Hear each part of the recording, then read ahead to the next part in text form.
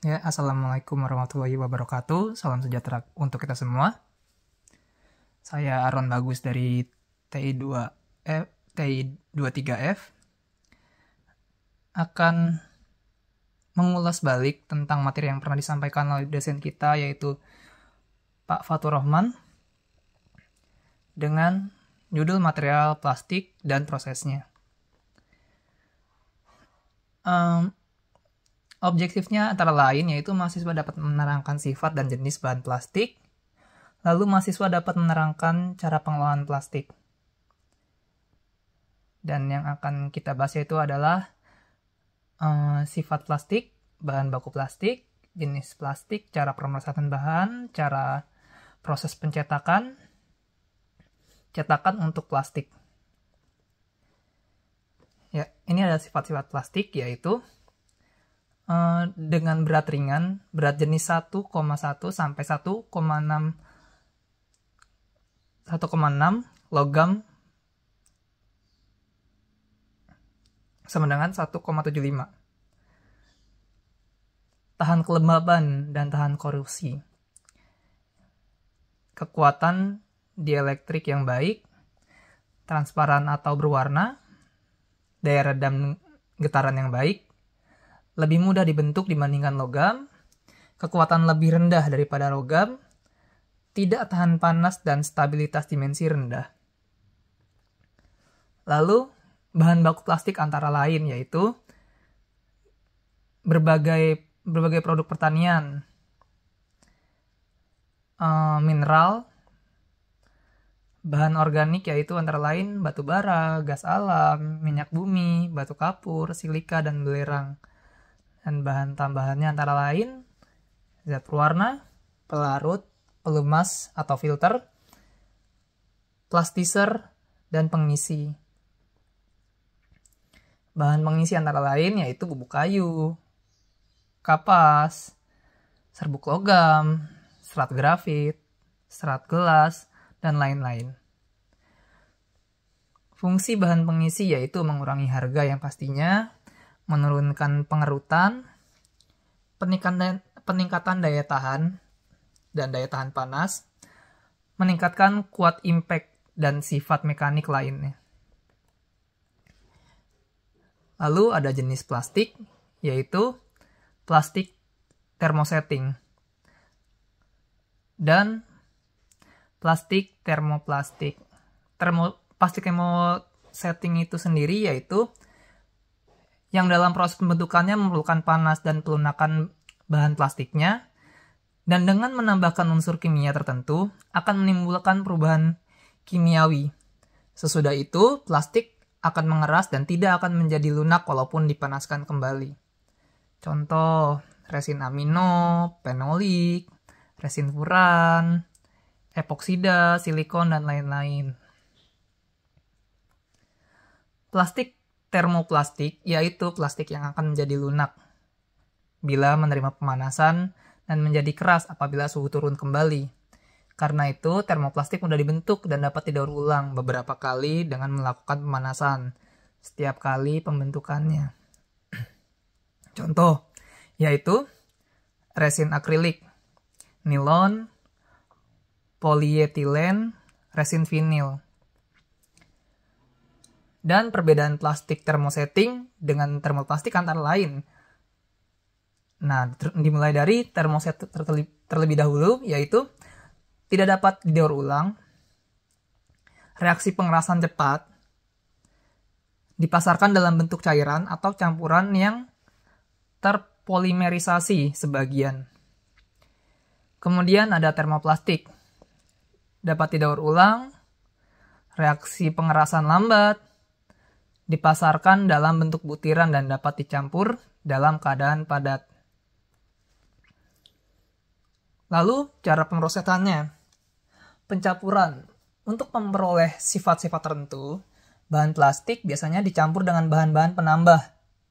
Antara lain, bahan campurannya biasa terdiri dari resin, stabilizer, pewarna, plastiser, pengisi.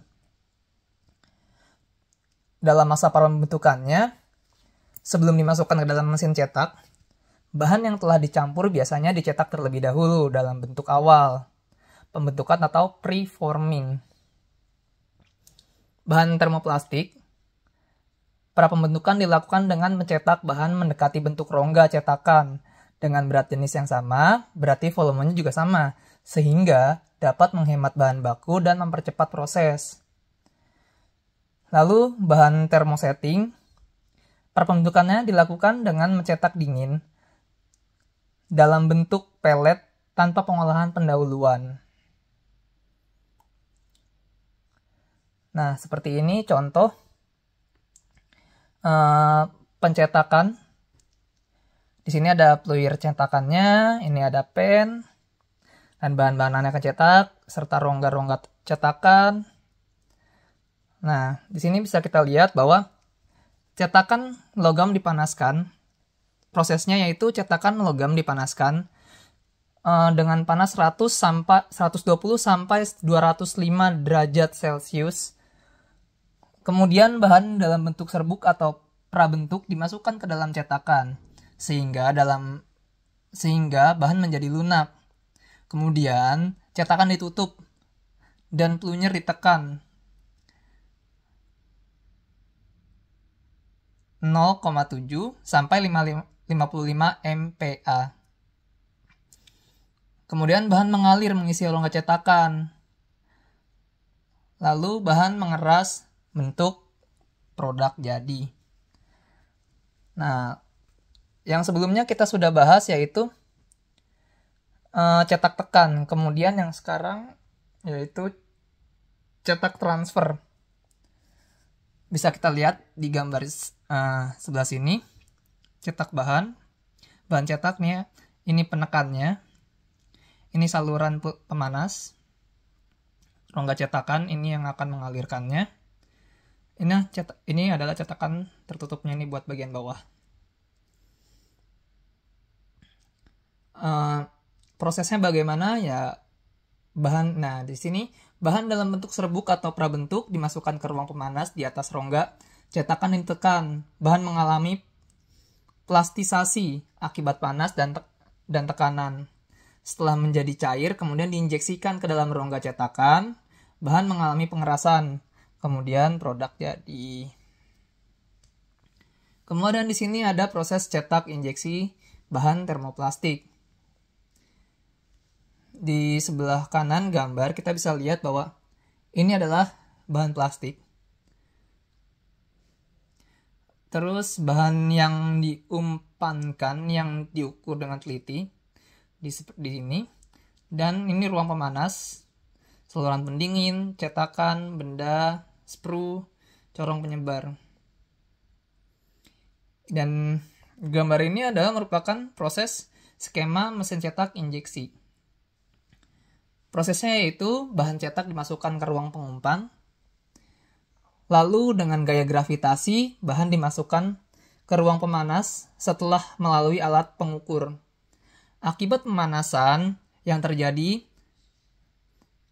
dengan suhu 120 sampai 260 derajat Celcius, bahan mengalami plastitisasi dan kemudian diinjeksikan ke dalam cetakan tertutup dengan tekanan cukup besar, sekitar 200 MPa. Produk cetak mengeras di bawah pengaruh pendinginan air. Penekan ditarik dan produk dikeluarkan. Nah, ini adalah diagram tekanan waktu cetak injeksi. Mold closed. Nah, ini moving forward berarti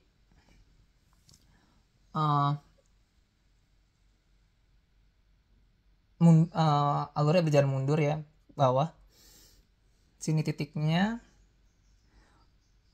plunger revision, sealing point in the gate. Kita bisa lihat ya, di sini ada aktivitasnya dari A sampai G. KVPT, filling period, pressurize, post pressure, unloading, cooling till sealing, cooling till the mold is open, residual pressure. Ini Ini adalah proses-proses yang terjadi dalam waktu cetak injeksi. Cetak injeksi bahan thermosetting. Bisa kita lihat di sini mencangkup gambar siklus cetak injeksi sekrup. Sekrup berputar kembali dan bahan masuk ke dalam tabung di bawah pengaruh gaya gravitasi. Ini kita bisa lihat, dan di sini ada cukup penjelasannya. Ulir tidak berputar menekan bahan memasuki ruang transfer vertikal. Terus kemudian yang C ini adalah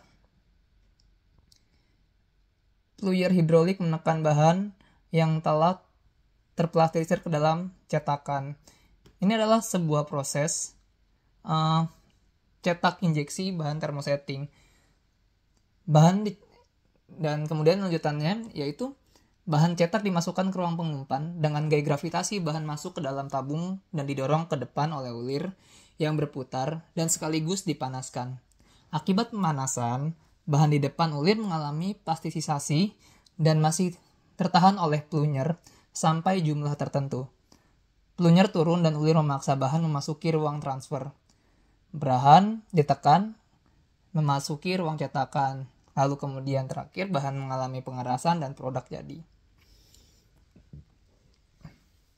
Ekstrusi.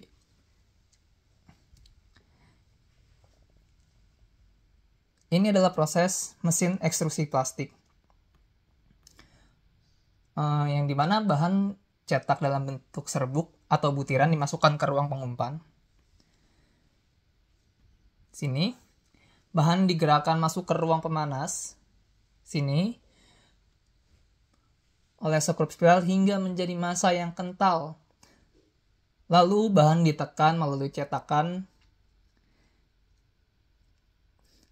Produk yang dihasilkan yang diinginkan dengan udara, yang didinginkan dengan udara, air atau permukaan yang dingin. Lalu produk mengeras selama berada di dalam ban berjalan. Kemudian ada proses pelapisan ekstrusi. Lembaran kertas, kain atau logam digerakkan dengan beberapa roll. Kemudian bahan termoplastik, vinil, polietilen, polipropilen diekstruksi di antara roll penekan, karet, dan roll logam. Lalu lapisan ekstrusi ini yang menjadi lunak melekat pada bagian dalam lembaran, kemudian ditekan oleh roll karet pada roll logam. Sisa lapisan dipotong sebelum digulung dengan roll. Nah, ini prosesnya. Berarti dimulai dari sini, kemudian lanjut sampai ke penggulung. Nah, lalu kemudian proses cetak rotasi. Bahan termoplastik dimasukkan ke dalam cetakan. Cetakan diputar dan dipanaskan sehingga partikel meleleh pada bagian dalam cetakan. Akibat gaya sentrifugal, partikel cair melekat pada dinding cetakan dan membentuk lapisan. Cetakan dibuka dan produk dikeluarkan. Mesin disiapkan untuk produk berikutnya. Jadi seperti ini. Ini sumbu pertama, sumbu kedua, sumbu pertama. Skema alat untuk proses cetak rotasi dengan sistem pemasangan cetakan. Kemudian yaitu lalu sistem cetak dengan lengan putar. Gambar 10.12a biasanya dilengkapi dengan lengan berputar. Lengan dapat diputar 90 derajat dari dapur pemanas ke ruang pendingin. Lalu kadang-kadang ditambahkan ruang pendingin kedua sehingga waktu siklus dapat dikurangi. Kemudian ada cetak tiup. Bahan plastik Perison dimasukkan melalui hopper, kemudian diekstruksi secara cepat hingga keluar dari ruang mesin.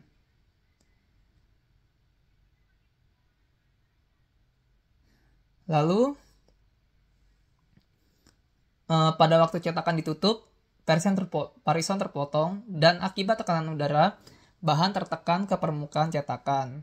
Lalu setelah produk cukup dingin, cetakan bisa dibuka dan produk dikeluarkan.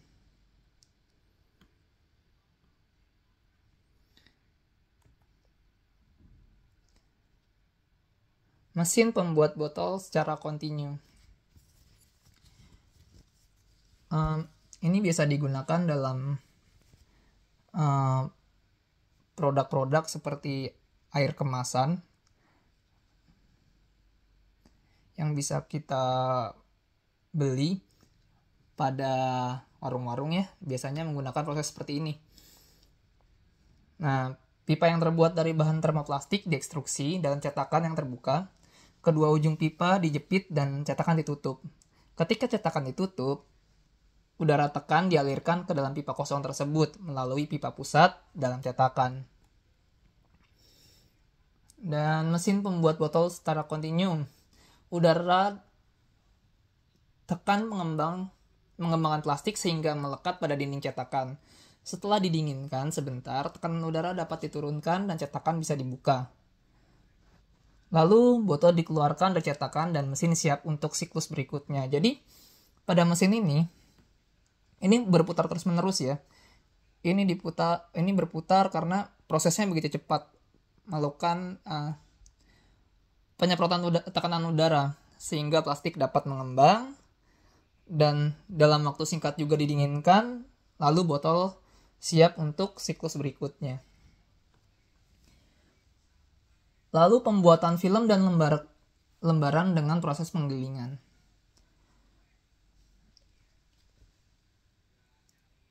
Bahan yang terdiri dari resin, plastisor, dan pengisi dan perwarna diaduk dan dipanaskan. Kemudian diumpankan ke dalam penggilingan. Dan setelah antara kedua roll, mendesap bahan plastik sehingga menghasilkan ketebalan tertentu. Plastik didinginkan melalui roll pendingin, kemudian lembaran digulung. Ekstruksi lembaran tipis dan film. Bahan yang digunakan polipropilen, polietilen, polistiren, atau ABS. Bahan kemudian dicampur dan dimasukkan ke dalam pengumpan. Nah, di sini. Lalu dimasukkan ke dalam pengumpan. Lalu bahan dipanaskan kurang dari 315 derajat Celcius dan ditekan melalui suatu die oleh conveyor skrup dengan tekanan 14 sampai 28 MPa. Lembaran didinginkan melalui roll dengan minyak atau air. Kemudian lembaran dipotong sesuai dengan ukuran yang diinginkan. Pemberian bentuk dengan pemanasan. Nah, ini contoh gambar A. Ini adalah pemberian bentuk bebas. Di sini ada penjepit, cincin penjepit, plexiglas, sumber cahaya untuk tabung foto, kemudian ada ruang vakum, unit tabung foto, katup selenoid yang dikendalikan oleh tabung foto. Lalu kemudian ada pemberian bentuk vakum. Di gambar B ini terlihat bahwa di sini merupakan satu kesatuan gambar. Lalu cincin penjepit, di sini ada gambarnya. Cetakan atas, lubang udara, penjepit, pengukur tekanan, kedudukan plexigas setelah tertekan. Kemudian ada ruang vakum. Pemberian bentuk dengan tekanan positif. Kemudian bisa dilihat yang gambar C. Nah, di sini di gambar ini yaitu cara pemberian bentuk lembaran termoplastik yang dipanaskan.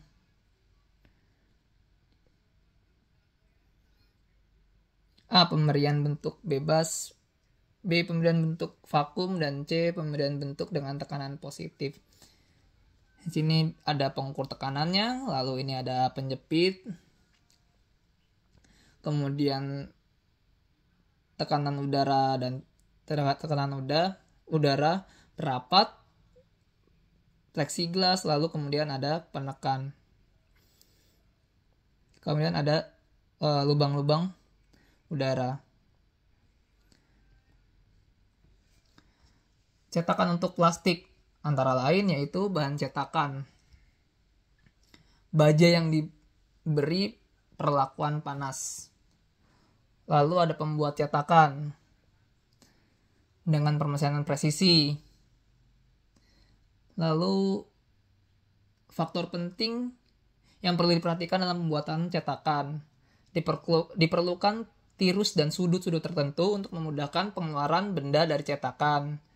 Diperlukan pen ejector untuk mengeluarkan benda dari cetakan dan harus diletakkan di tempat yang tidak mengganggu. Kemudian juga harus diperhitungkan penyusutan bahan dan biasanya berkisaran antara 0,03 mm hingga 0,009 per mm. Yaitu dengan penyusutan dengan penyusutan 0,3 sampai 0,9%. Jenis cetakan. Ada cetakan tekan dan cetakan injeksi. Cetakan tekan, cetakan tangan. Diisi dan dibongkar di atas bangku. Pada pres terdapat sarana pemanasan dan pendinginan. Cetakan semi otomatis terpasang dengan kokoh pada mesin pres dan dipanaskan atau dinginkan oleh plat. Pada waktu cetakan membuka, benda dikeluarkan secara otomatis dari cetakan jenis ganda atau tunggal. Kemudian ada cetakan injeksi, terdiri dari dua bagian, yaitu bagian terpasang tetap dan bagian yang dapat digerakkan. Permukaan kedua bagian diselesaikan dengan teliti dan saling menutupi dengan tepat. Ruang cetak harus sentral terhadap saluran turun pada cetakan sehingga bahan dan tekanan diteruskan secara merata. Pen pemandu dilekatkan pada belahan cetakan tetap sehingga menjamin ketepatan gerak belahan yang satunya. Terdapat saluran pendingin pada kedua belahan cetakan dan setelah pendinginan bahan cenderung menyusut dan terlepas dari dinding cetakan sehingga mudah dikeluarkan. Kemudian ada produk yang masih melekat pada inti belahan cetakan yang dapat bergerak, kemudian dikeluarkan dengan mekanisme ejector. Terima kasih. Semoga membantu.